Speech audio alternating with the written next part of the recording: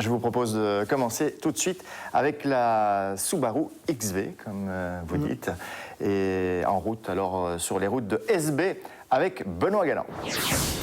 Turbo Magazine, le mensuel belge de l'auto et du sport automobile, partenaire de Moteur.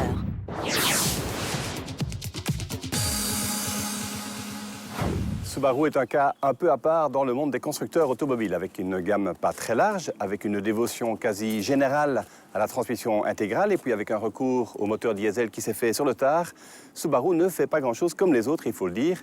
Et pourtant, le constructeur japonais a ses adeptes, grâce entre autres à son moteur Boxer en 4 cylindres à plat, diesel ou essence d'ailleurs, qui allie son incomparable, performance, et puis compacité aussi, et puis grâce, bien entendu, à sa transmission intégrale, eh bien, Subaru fait l'unanimité.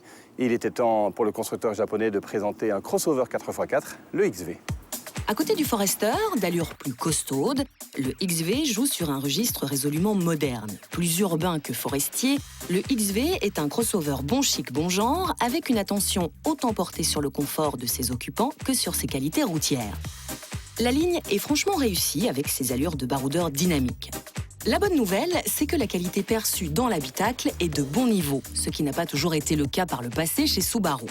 Le XV offre 5 vraies places et l'équipement de série est richement doté. La Subaru XV flirte en fait avec la catégorie premium. Mais au-delà de son look séduisant, la XV offre également un superbe comportement routier grâce, entre autres, à sa transmission intégrale.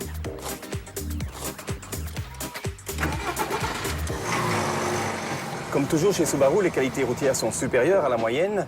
Un châssis qui est très bien suspendu, une motricité évidemment sans faille, et puis le moteur Boxer diesel qui est plein d'allant. Il n'en faut pas plus pour assurer le plaisir du conducteur et même de ses passagers.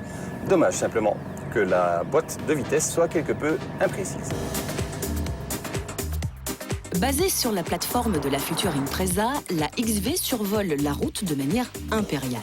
Avec une position légèrement surélevée, le conducteur domine la route et cela participe au plaisir de conduite. 3 niveaux de finition sont proposés, Intro, Luxury ou Executive, comme sur notre voiture d'essai où le cuir et la navigation sont de série.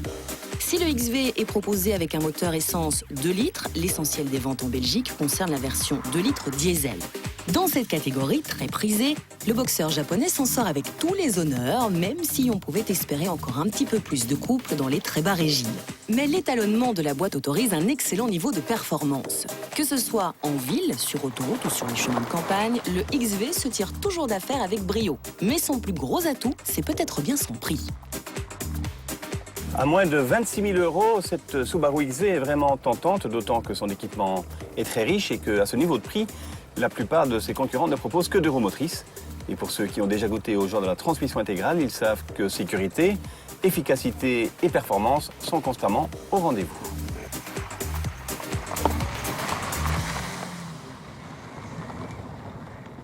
Quatre roues motrices, c'est vrai que c'est un plus indéniable, mais rappelez-vous notre test pneu hiver de la semaine dernière. Dans les conditions délicates, une transmission intégrale ne suffit pas. Il est nécessaire d'avoir les bons pneus, en l'occurrence des pneus hiver. Voilà, ça c'est pour 4 roues, mais pour 2 roues, vous qui êtes motard, Didier, on fait comment l'hiver? Moi, enfin, je pense que tous les gens raisonnables rangent sagement leur moto au garage pendant l'hiver. Il y a des motos à transmission intégrale, entre autres au Dakar. Et c'est un plus, bien sûr, pour la motricité. Mais il faut se rendre à l'évidence, le contact au sol des pneus, des roues d'une moto est tellement petit que c'est peine perdue sur la neige ou sur le verglas. Il y a les pneus cloutés aussi. Hein, ouais, c'est pas la solution. Non, ça c'est interdit sur la route. Ah, moi si c'est interdit.